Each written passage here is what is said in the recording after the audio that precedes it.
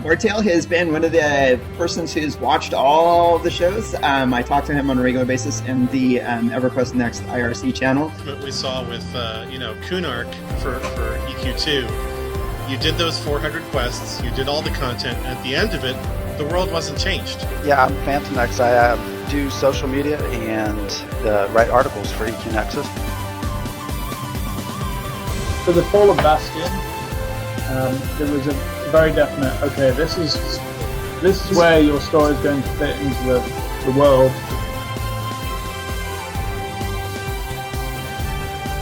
Listen, fluffy looking bear, thank you. Listen, I went and I killed a dragon, and then 2 drops of whiskey hit my face, and I willed this manly beard into cow was raising, yes!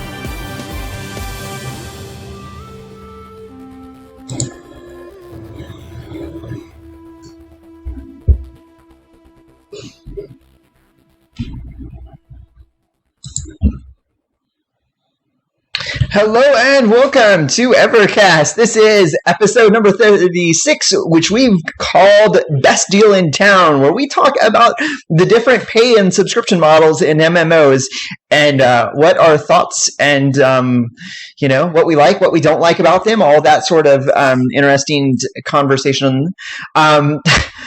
Over in my lower right-hand corner is a picture of Trina from Dragon's Prophet. His camera, his webcam, it literally died as we were getting ready. So that was that's what I could come up with on the fly.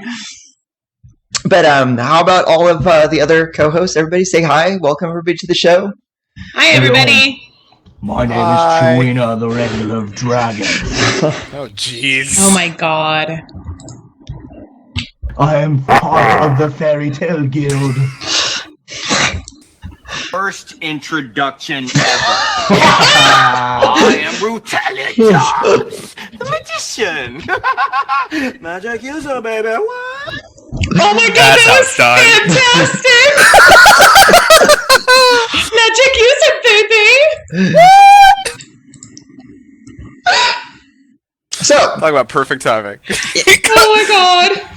I couldn't have asked for a better thing for him to do without him knowing.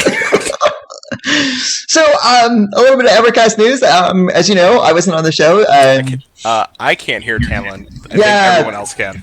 I have to hit that button again. So I wasn't on the show last week. And Kai wasn't on the show last week because we had I wasn't scheduled to be on the show anyway because I was supposed to have a friend over who bailed on me. But hi, yeah, welcome. We're back. I'm back in control, which means that look forward to me muting myself and long periods of silence. So in other news, our house flooded, and that's why we weren't here. You guys should have prayed to Karana. Okay, he is the bringer of storms. He can give you safe blessing to keep the flood from your house. Dude, we needed the freaking blessing of the copper pipe not burst. Yeah. And that was the worst part about it, right? Like, so we call up the plumber to have them come and fix the house, right? And like, it's less than $100 in parts and labor to fix the sink that that trashed my house. And it was like, and then like I'm talking to my friends, they're like, yeah, that's a pretty common failure. That's like a high failure point. And I'm like, you know what? When it comes to something that's high failure, like, can we get something a little bit more, I don't know, sturdy? Can we find a better technology that doesn't, $100 part that causes thousands of dollars of damage to the house? But anyway. Yeah. Hi, we're back. We're here not to talk about the house, but to talk about a landmark EverQuest Next and the subscription models in gaming. So before I turn it over to the main topics, anybody want to add anything to what they've been going on, what they've been doing lately? Well, I've been working on my tennis pretty hardcore this past couple weeks, getting in good shape. Doing a little Serena Williams every now and then. So if there are any tennis challengers out there in Florida, I'd like to call you out. Hit me up on Twitter. I'll take you down. He's talking about Mario. He's talking about Mario tennis. It was Wii tennis. Thank you very much. Wii sports tennis. I will take that challenge, Chewina. Except for I will bring my real racket and we will find a real court. I think that he was talking about real. All right. Yeah, no, it was real. Yep. Been Yeah, working on it. Yeah, he posted Twitter pictures on Twitter of his racket. Now, don't get me wrong. Sometimes I'll literally just go somewhere and take a picture and say I'm doing something productive. Do you go out there with like the tiny white shorts and like the tennis balls in your pocket? And, Oh, Jesus, don't! and you're just like running around the court screaming real loud, going, "Ha!" That's exactly it. I bring some workout music too. It's fantastic. Yeah. It's Let's Get Physical from the 80s. It's like it's your 80s mix that you're playing out there. Everyone playing basketball is just kind of looking over at me like, who is this guy? I will never, ever get those images out of my head ever again. So, anything else? I have more like official type stuff. That doesn't involve chewing it with balls in his pocket. Shorts. Seriously, can I change the topic already? Can I please? Please. Yeah, go ahead. All right, so the patch, the landmark patch that they released on Wednesday, I think it was sometime this week. It was Tuesday or Wednesday, but it was a massive combat change. And normally, right after a patch hits, we would talk about it on the EverCast show. But we wanted to wait another week so that we could allow them to hotfix whatever needs to be hotfixed. But next week, we're definitely going to be revisiting Landmark Combat. That's our next scheduled show. If you're playing Landmark right now, you need to friend me in game, and we need to PvP with one another so that I can get a feel for what the changes, because it's a pretty significant change to combat. Friend me too, so I can watch. Right. So she can laugh at me. And then do that.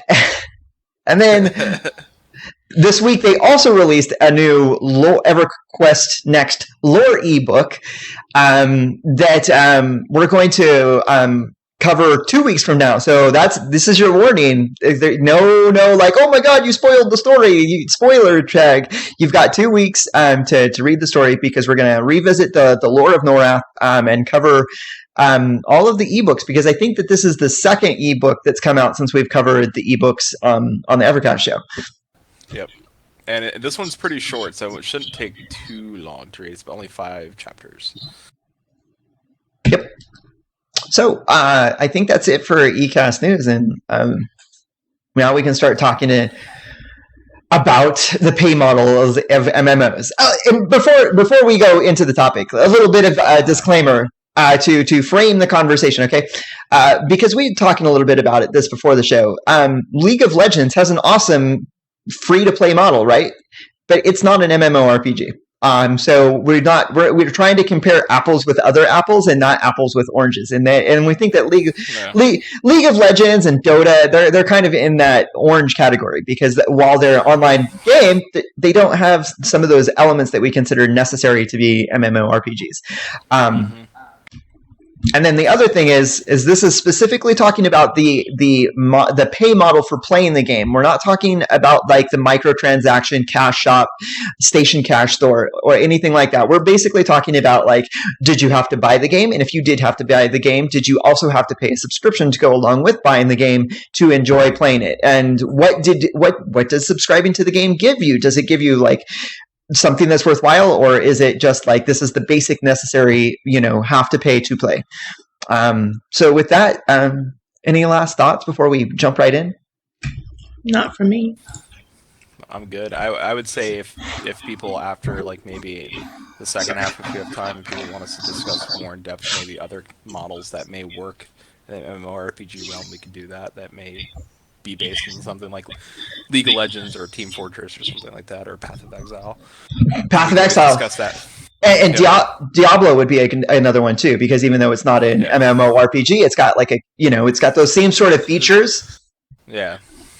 So we could always do that later, maybe. All right, but let's start. Let's kick it off. Tamlin, Kailas, do you want to go first? Well, sure. Free to play first, though. So I play Landmark, and I have played some Star Wars: The Old Republic as free to play, and Rift. Yeah, Rift, Guild Wars 2. Is it really free to pay? No. Oh, you're just talking about the free to play games? You guys just said we were going to start with free to play games. Yep. Am I hearing things? So. No? All right. Well, Chewina the Wizard loves free-to-play games. Thank you, Chewina. For the longest time, I did fall into that crowd that saw the whole free-to-play movement coming in MMOs and was adamantly against it. There was for the longest time, free-to-play meant sort of pay-to-win, I guess, when it started off. You had a lot of games like Evany and stuff like that were online that just gouged the money out of you, time constraints and limits like that with the free models. But then you started seeing some really good games come out, like League of Legends and things, and then Sony and a couple other companies really jumped on the board with making free-to-play games. Now we see Triumph, SWTOR, Tesso. Did they announce free-to-play yet for Tesso? No, not yet. Well, it'll happen. Don't worry. It will happen. You know what? And that was one of the games that I left off the list, and because I didn't really understand where it was at. Well, if all you wanted me to do was list off the ones that I knew. No, well, what do you think of them? What are the things that you like about them? What do you don't like about them? Because there are variations to the free-to-play model. Where's one that you like? Where's one that you don't like? And if you're following along in the chat, let us know if if we've left one out or if we're missing some part of the conversation. Interact with us here. So, I dislike the model in Old Republic because it's really limiting in that I can only have one character. So if I have friends on one side and friends on the other, I have to subscribe or I have to deactivate a character and reactivate that character. And it's not even that you can't have more than one character. You can subscribe and make all of these characters, but as soon as you no longer are a subscriber, your characters are all there, but you have to click a little button to say deactivate this character and then click another little button to say activate this character. And it's that took me 30 seconds and you're really banning me from just having them because I don't pay you a sub fee. It seems really dumb. That one particular thing. It's kind of like a force sub, right? Instead of, masking it under sort of I think of it as an extended free trial. That's exactly how it feels. 15 days, but now it's unlimited free. But if you really want to play the game, you're paying. EverQuest 2 is like that. You need to pay at the later levels if you really want to be able to compete. Right, and that's why I've heard that Star Wars: The Old Republic, they don't have a free to play model; they have a pay to raid model. If you want to see and in my opinion, the best part of that MMO is the story that you see when you're going through the level. Right? That's what one of BioWare's greatest strengths lies in that part of the game. So you can see that part of the game for free. It's just that I've heard, and again, I never got to the high enough levels to want to raid in that game, but that I've heard that if you're not paying the subscription, you can't be a regular raider if there's too many constraints put on you. So they call it, it's a pay to raid game. And so what do you guys think? Do you think that is that fair of BioWare to do that? Hey, you can play the game for free, but if you want to be serious about it and you want to raid in it, we have to make our money, to keep the servers running, to develop new content, because they're still developing new content for Star Wars. Is that a fair model for them to do it? Well, it's fair because it's their choice, not yours. You can choose to play it or not play it, or pay it or not pay it. I mean if you just want to go through that for your personal story, cool. Then it's just getting a free.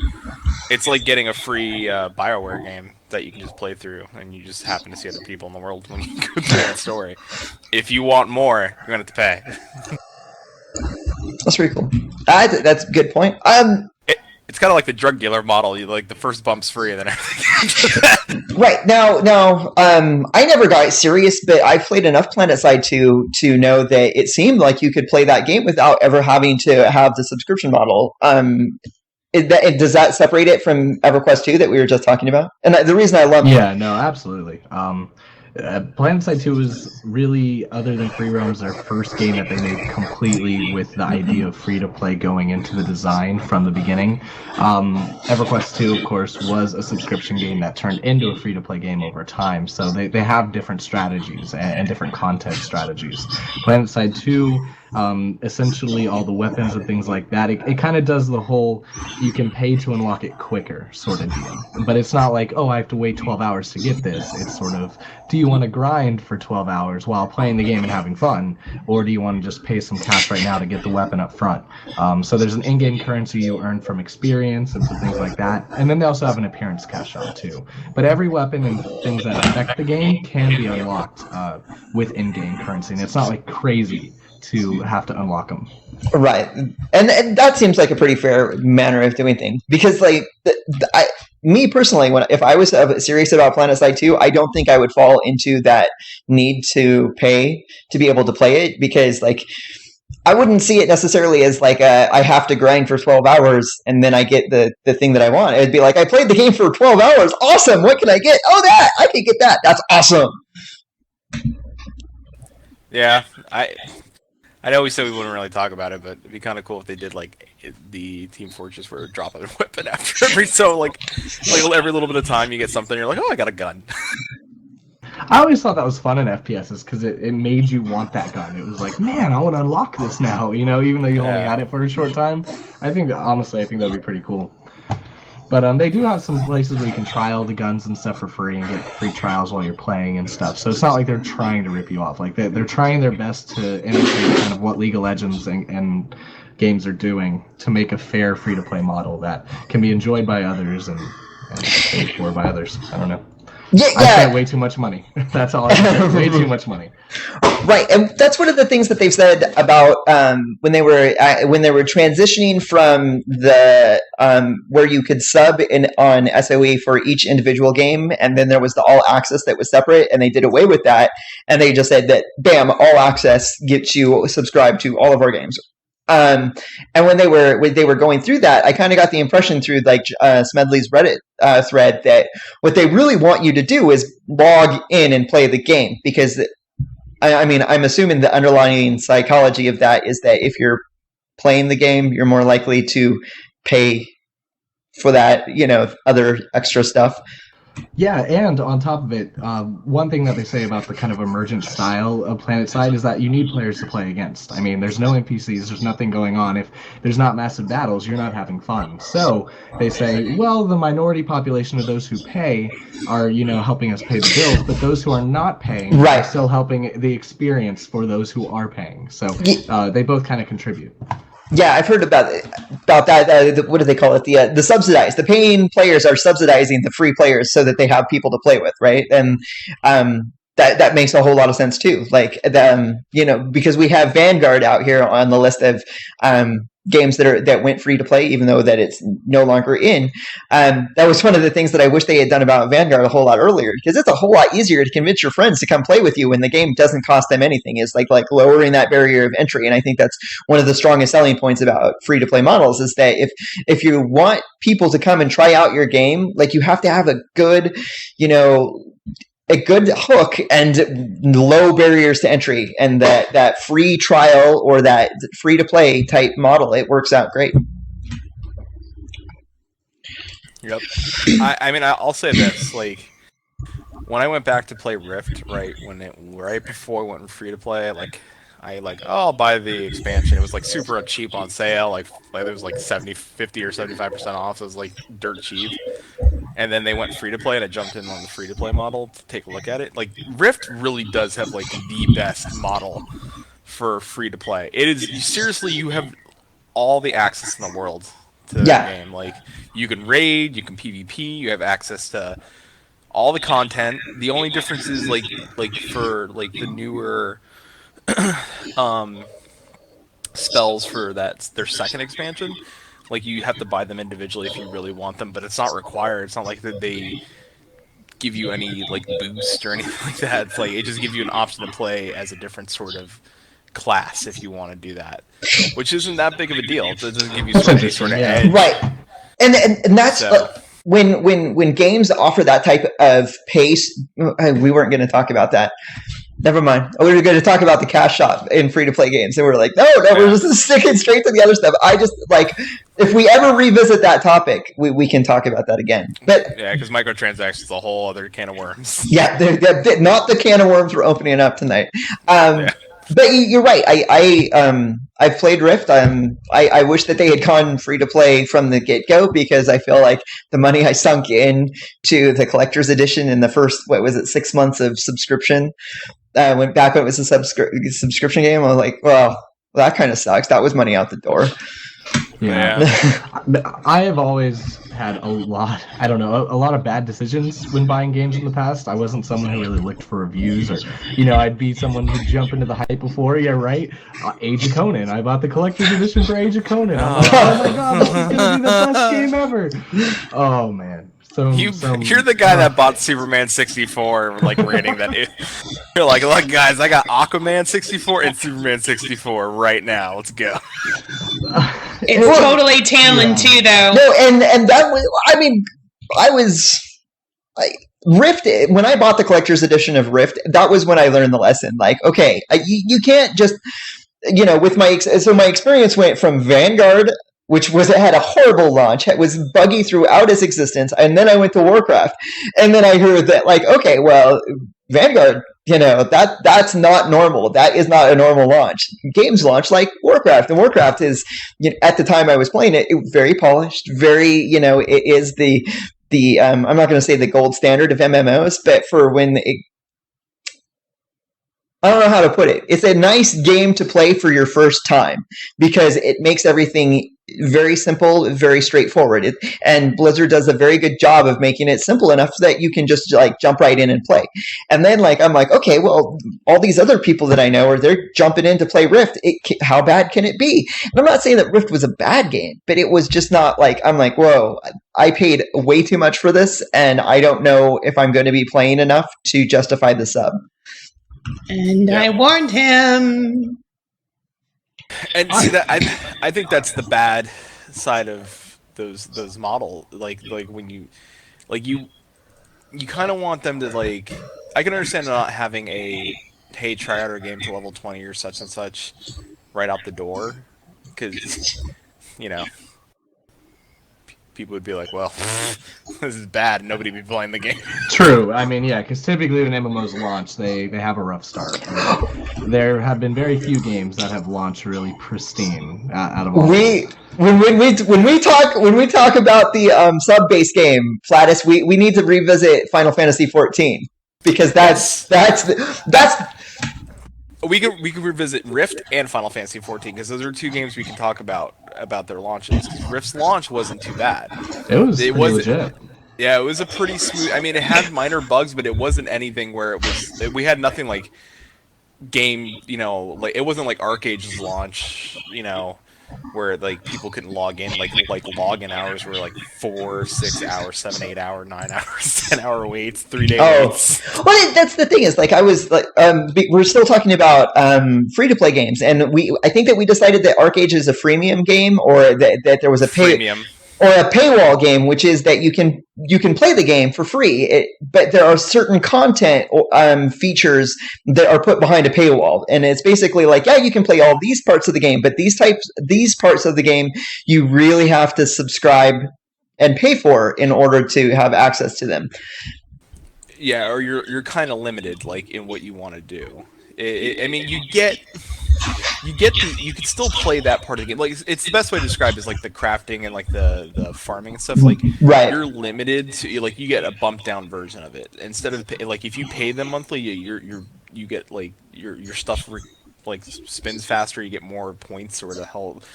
That's that whole screwed up wacky Farmville system they got going on over there. Right, and the reason we brought that up is because that ArcAge, when ArcAge launched, there was the server queues to get in, right? But the people that were on the submodel, top of the line. Yep. And that's Doesn't that make sense? It does, and that's I mean, I'm guessing that as a developer, that's kind of one of the problems that you want to have, right? You want to have so many people trying to get into your game that you're creating a desire to be like, I don't want to wait 8 hours in a queue. I'm gonna, how long is it if I pay? Yeah, I'll pay for the first month to get me through the server queues whatsoever, and then you do that. And let me tell you something, because I've done this before, where it's like, and then you forget the next month that you left it on your card, and you end up paying for it. You're like, whatever. You let it slide, and then you're just like, the third month rolls around, and you forget again, or you're just like, well, I kind of enjoy the benefits now at this point because I'm getting all this extra stuff. Like, they swindle you in. It's like, I got snake venom. But, well, it's like the cure for the disease they created, right? I have the cure for your baldness. Would you like to buy this snake venom poison? Oh God. Thanks. Not yours. Oh my God. So, not my intention at all. It's not directed at you. Right.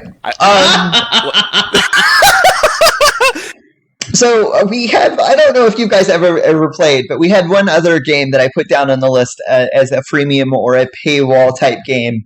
And Wizards 101, Pirates 101, I think that there might have been one other variation from that same company. It's a children's oriented game, but I played enough of it to say like, wow, it has all of the characteristics that you would have assumed in MMO. I don't think they have raiding but they do have parties. Am I the only one that has experience with it? What, Wizards 101? Yeah, I have not played Wizards 101. No? You might want to explain why you played it. I mean... I was gonna get there, but I don't mind making. I was gonna say my baby cousin, when Pirates of the Caribbean Disney's MMO was out, she played that. Nah, I played that too. The ship combat and that was actually kind of legit. Like, the ship combat in Pirates of the Caribbean Online was awesome. The rest of the game blew, but the ship combat was great. Well, anyway. But I bring it up because that game, Wizards 101 and Pirates 101, I didn't play the Pirates of the Caribbean game, but it had the steepest paywall that I have seen in a free-to-play game, because it's like zones that were locked out, right? And it's just like, you having to buy the expansion to be able to go into those higher level zones. And so it's like, oh sure, 0 to 20 free to play, and they didn't call it a sub game or like you had to buy to play, but sure enough, that's what it is. Like, you could not advance because you couldn't get into those higher level zones unless you unlock them, and you unlock them by buying them. And I think for a kid's game, that's pretty legit as a strategy, because as a parent, you can be like, oh, hey, happy birthday, now you can have this zone. But as a person who's like not necessarily a casual or young player, like, no, I want to know up front what I have access to. I want to know what I'm getting up front, not later on. I don't want to run into those paywalls later. I'm sorry, that's sort of like getting married and having to listen to, nope, sorry, that's zone 2. You can't touch that. How do I get there? Good anniversary day? I just don't know. Heard it live, people. Chew doesn't know how to get to zone 2. Oh wow. I have a question. Chewy, what drove you to play Pirates of the Caribbean? My baby cousin was playing that. I have an excuse. I don't know. Back in the day, listen, no. Back in the day, the site MMORPG.com had a giant MMO list. They still do. And what I'd do is I'd play a lot of brand new indie MMOs back in the day because I had a lot of time when I was out of school and stuff like that. So I'd just go down the list and I'd be like, oh, this one's free to play, this one has a free trial, let me download it. And so that's pretty much how I played that. That's how I played a lot of games. Tale in the Desert, I got off that site and stuff like that. So Taylor needs to do that. It's something really cool. They still have it too. I haven't searched on it in a while, but I always enjoyed it. Like, I played this one MMO that was being made called Free World something, and it turned out it was this guy like down here in Lakeland, right around my house, who was making this random like Project Gorgon type deal, and so I got in the community. Don't hate on the Pirates of the Caribbean. I'm telling you, the combat in that game once again was fantastic. All right, me and my friends. But a pretty good movie. Listen, that game. The game sucked. It really did. Especially once you got off the ship, it was just like. I have to my say gosh. this. I will say this about those MMOs. They were generated in the sense that you knew parents didn't know better, and like they would get like if their kid was like, oh, I'll do this if you pay for it, like because like if you look at their like I doubt Will can find their models, but like everything behind those, like you had to buy a special card, and that card gave you points, and you Yeah. unlock things, or you can do your credit card. It was so shifty because like Disney also did Toontown or whatever it was. Yeah, they had Toontown Like as well. that- Yeah, kid MMO. Yeah. Well, I mean, Kid- as we had free roams. The thing Free- is we saw this model just didn't really work out that well. Pretty much all of those kid MMOs, other than like RuneScape and stuff like that, pretty much died out. Like if the purpose was high profit margins, the game pretty much went away. Wow. Well, that's well. No, it's funny that we bring up RuneScape because, like, I know that we didn't even think of it. We didn't even consider it. We didn't even put it on the list. Even though I know it's not exactly popular, but it's not obscure. It's not like no one knows about it. I was gonna say though, because they did that big a couple years ago. They did the big fight because people wanted like a legacy server for RuneScape, and like it was only like short like 5,000 petition like names to getting like an old school RuneScape server set up, run by the RuneScape guys. But instead, they offered like we'll run it with updates and stuff like that. It was gonna be like they'll go back and actually do updates and stuff like that. So. Like like, and they were like asking for 400,000 people, and they were 5,000 short of that 400,000. So there is like a weird like sect of people that are just like RuneScape is their jam, and they will still play it. My think most nephew people I talk plays to- RuneScape. Yeah, I was about to say like. Most people I talked to, their first MMO was RuneScape before the whole WoW generation came about. Then I started hearing WoW was the first MMO, but everyone else I talked to was like, yeah, I played RuneScape nonstop. You know, I still play RuneScape every now and then. I'm like, really? You log in? Maybe I should check it out again. But I was thinking. The first MMO I ever watched somebody else play was EverQuest. That it was Oh, the wow. first game that I Yeah, actually same with sat me. down and watched, and it was the original EverQuest, not EverQuest 2, but like the original EverQuest. It was the first video game that I would sit down like and hang out with my friend, and he pretty much lived on his computer playing EverQuest. Well, I was gonna say I did the same thing back in high school. Like I'd go hang out with my friend. He was like, "You want to come over and hang out?" He would play EverQuest because I was enthralled watching him play this online game that I could not afford nor run on my machine. I was like, I was like a kid in the candy store. I was like, "What are you doing now?" See, I was never like that, but like I think I've told the story before. I was living in San Diego as an active duty Marine, living at Miramar. I had a friend of mine who was not only played role playing games like tabletop. He played in the LARP that I played in, and he was a professional, so he had enough time and enough money to play this new MMO that had come out, EverQuest. And I would occasionally watch him, but I was never like enthralled watching him. And he used to get excited over the silliest things like, look, the grass, it waves.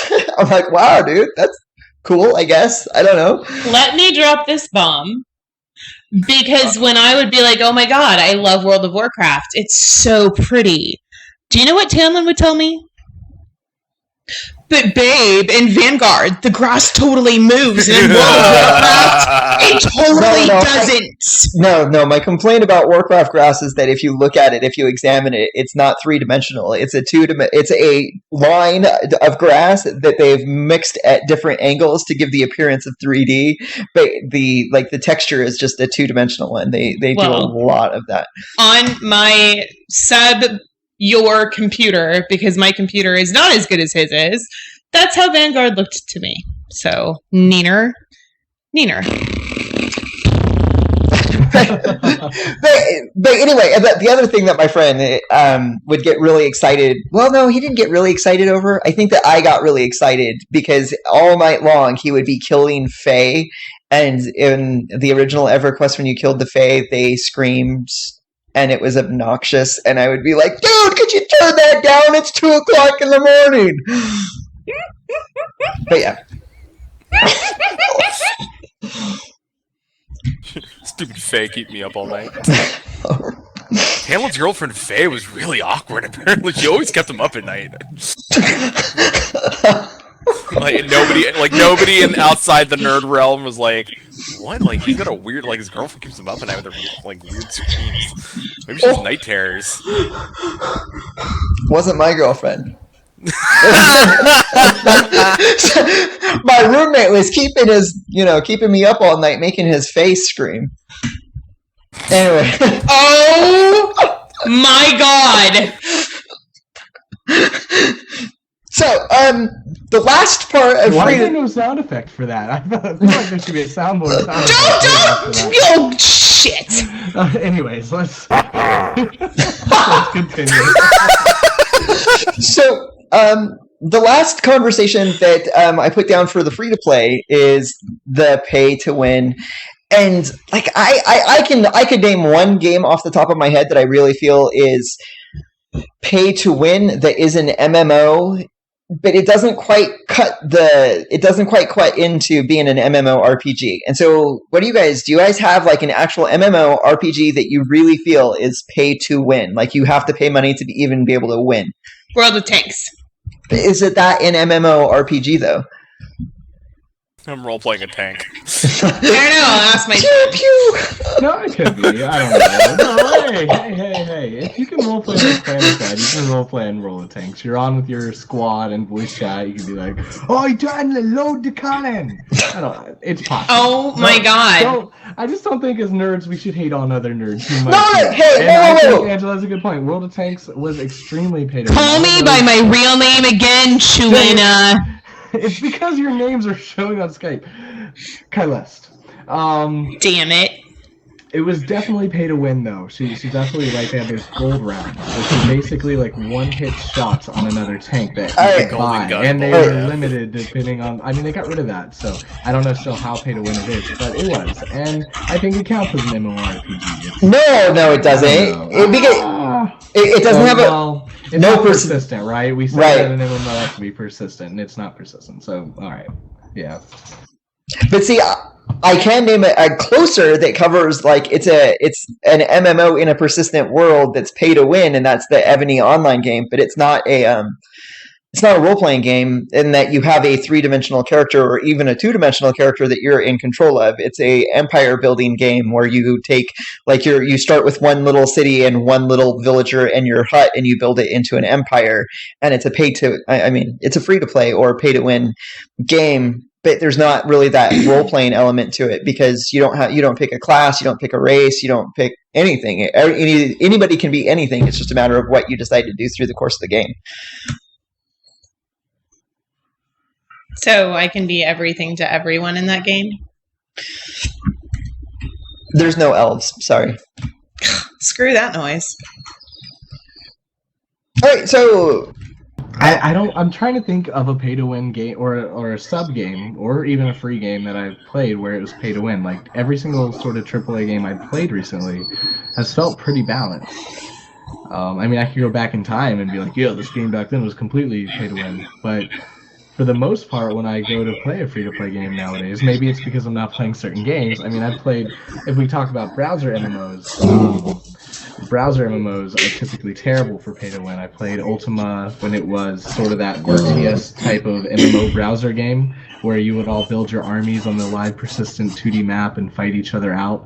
Kind of like Mafia Wars. Get your friends to subscribe for extra points, that kind of deal. That's sort of a persistent world, and those were always pay to win. Like in every way, you'd hit that kind of time slump where they'd give you a good 20 hours, and after that it'd be like 3 days to build this structure. Unlock now by paying, or get some bonuses for your troops. Those are definitely still pay to win, but I'm not currently playing those. So, I mean, all the free to play games right now I feel have been pretty balanced. What do you guys think about Landmark so far?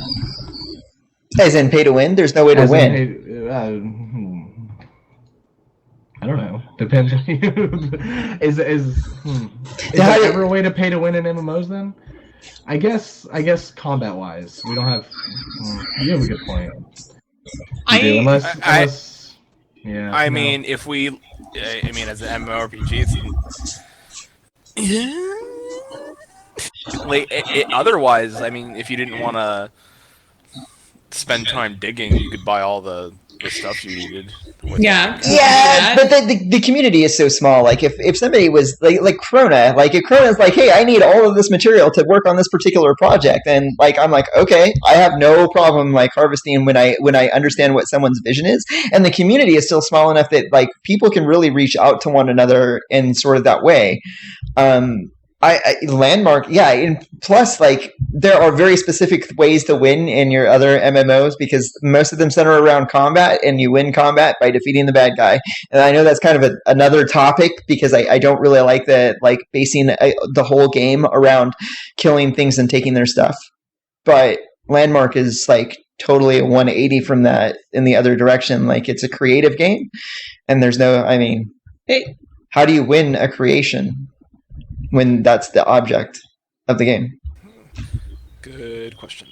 They do a good job at making everything available in the game that you need to sort of play the game without costing you. And I guess that's where I draw the line for pay to win in a game, is where I need something that's only available via currency. If it's a kind of an unlock for speed or something like that, then I don't necessarily consider it always play to win, unless it's a ridiculous time that you're waiting, like days. Right. As long as I'm having fun playing the game and not, sitting around waiting on a timer, I'm pretty okay with timer locking and stuff. Because I mean, it's always a timer lock, right? Even if we were playing WoW, it's how much, how many hours do we have to put into this game? How much experience do they need to earn to be able to hit in game? So they're not can't talk tonight, but exactly. Right, well, and that's one of my comments about Ebony, right? Is like we've already identified that as a pretty significant pay to win, and even though like everything that is available on the cash shop you can get in game, it's just that the amount of time or the amount of randomness that you need to depend on in order to get certain things in the free method of doing that is just. It's like, dude, I could be playing this game for hours and never get this medal I need to level up. Or I could just go to the cash shop and pay down my $5 and bam, medal, level up, I'm done. Yeah. And so it's like, sure, like no one forced you, no one twisted your arm, like, oh, you had to pay in order to win. But it's kind of like, well, it's a massive shortcut. We're not talking just like an itty bitty shortcut by spending money. We're talking like a massively shortening the time it takes to accomplish certain things. Yeah, and there's like a bunch of MMOs we haven't even like touched or looked at. I mean, there's Neverwinter, which is free to play. That's a D&D game. And then D&D Online. There's D&D Online. There's what is it? Star Trek Online. There is. Yep. Oh my god. Yep. Oh no, I'm starting to think off the top. I know exactly what just hit his brain. There's Forsaken World, there's Raiders, there's Are you coming up? Are you looking at a list? No, I'm coming up because I forgot that Arc, like most of the games over now Arc games used to be Funcom, I think. One of my old friends used to play a lot of those games, especially Forsaken World. That's the one where I remember when we were talking about classes. That's the one I was bringing up, like the vampire class and stuff like that. That's a free to play game. I'm not sure what the system is in those games. Neverwinter, I played the beta for, and I remember it was like a little. We don't want to talk about cash shops, but the free to play was okay. Like it wasn't terrible bad. It wasn't terrible bad. Yeah, see, and that's the thing. I played a little bit of Star Trek Online, and I didn't see where the cash shop. Like, okay, it unlocks certain races if I remember correctly. Like, certain of the species that were behind the paywall, and that's honestly one of the things I'm fine with because you're honestly just flying around a spaceship, so does it really matter? But yeah. I was gonna say the same for Neverwinter because they released their new expansion, Tyranny of Dragons. Like it released the dragon race, and it released the new class,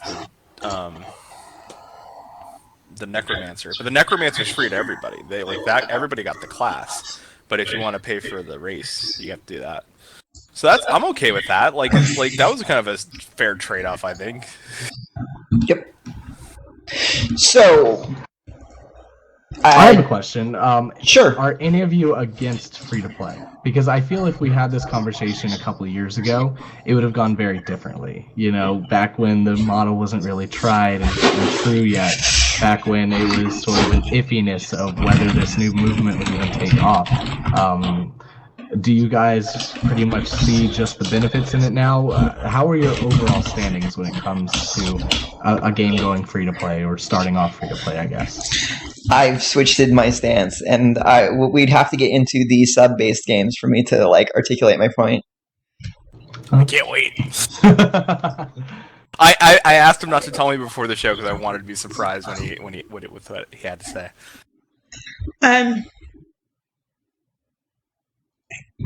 But we should move on to like from free to play to buy to play because and then we can go into the sub-based games.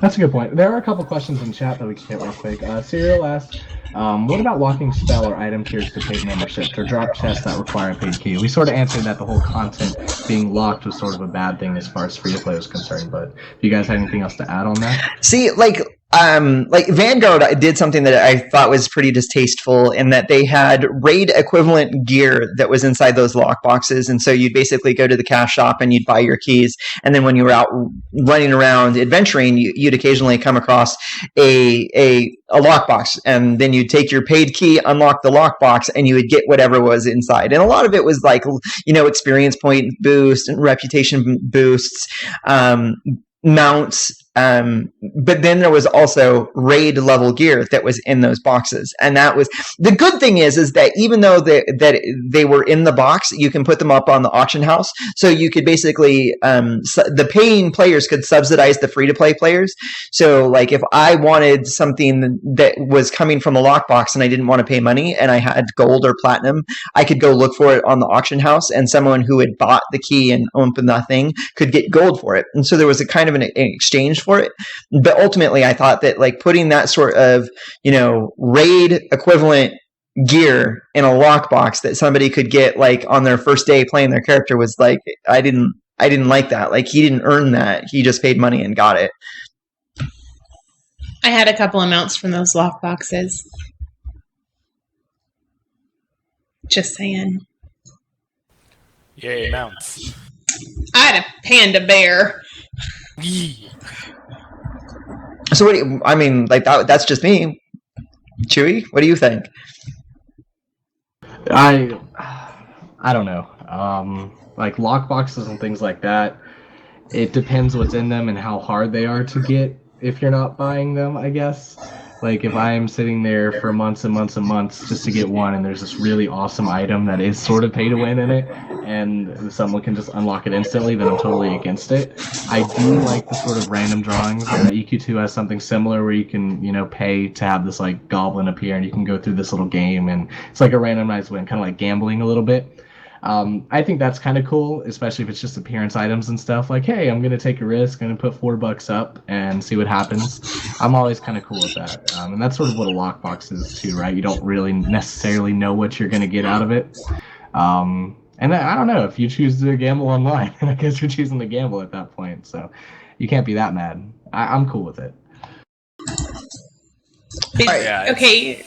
Well, so going into the buy to win, and Guild Wars 2 is buy to win, buy to play. Like Guild Wars 2, that's how they supplement, right? So that you buy the box set, and then you can play the game. You can play it for free from then on. But they supplement their their subscription. They don't have a subscription, but at the same time, some of the more rare dies and stuff are in those lock boxes that are only openable by spending money.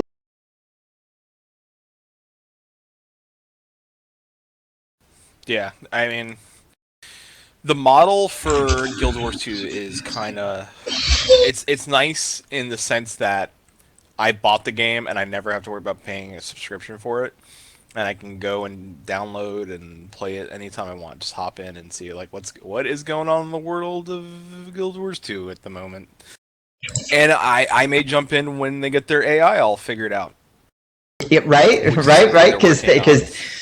because Dave Mark, one of the people that was originally contracted to work with Storybrooks and EverQuest Next AI, now he's working with Arena.net, and so I'm waiting. I own the game. I'm waiting for him to post something, and I'll be like, okay, time to go check it out and see what's new. And because really, what I want to see, because I love talking about games, is like see if there's a comparison to it from what we see in Guild Wars 2, and like, okay, well, what can we anticipate we will see in EverQuest next? Yeah. See, is it still something that's kind of on rails, or did they do a complete AI overhaul? I think that's what they did. Ooh. It'll be interesting. Yeah, we haven't heard anything about that. But I haven't played Guild Wars since like launch. Have any of you guys? I log in every month or so, and depending on I always play where my friends are playing because I'm so tired of playing MMOs by myself. And so I have a feeling like I might be playing a lot more Guild Wars 2 in the near future, depending on who in my friend circle who's playing what. So come back after the break and because the big elephant in the room when it comes to sub-based games is Warcraft. And then Flatus and I was talking earlier today and even a little bit yesterday that Final Fantasy is the same way, right? It's a pay and sub game. And so those are the big elephant in the room. We'll come back after the break and talk about Warcraft and talk about like a sub-based game and talk a little bit about Final Fantasy and how they reworked everything. Because we said we were going to talk about that. They launched, they said this isn't a good game. They took it off the market. They shut everything down and then they relaunched it. So final thoughts on free-to-play games and buy-to-play games before we go to a break in about 5 minutes, guys? I have no final thoughts, mostly because I am trying to keep my dogs from being jerks. Yeah. I was gonna say, free to play is a fun model. It gets you in there. There are limitations usually with free to play models, unless it's Rift. But there's still you have to wait. Like the other part that we never talked about is the cash shops. As for the buy play, I'm cool with that. I kind of dig it. There's still a cash shop, but you don't have to worry about paying a fee to get in, and the game is still kind of yours. So. And for me, I love free to play games, especially at the time in my life right now where my budgets for games aren't that high. It's great because years ago I would spend $40 on the game, $30 on the game, and then a couple months down the line be paying $15 a month just for one game.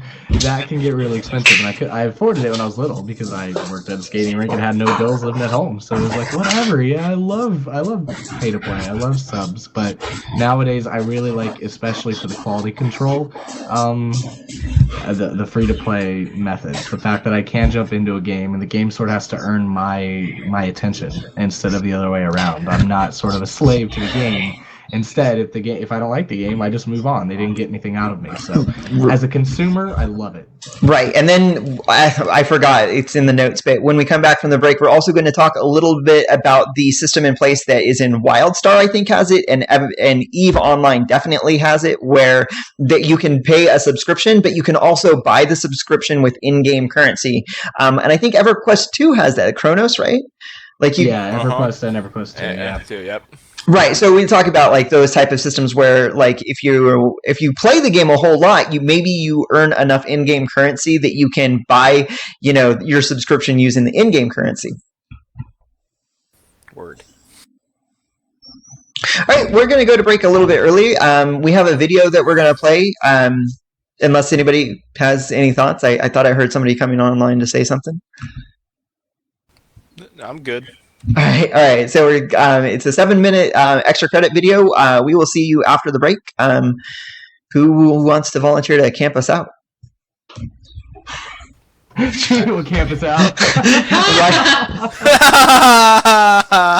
Camping in 5, 4, 3, 2, and 1. See you after the break.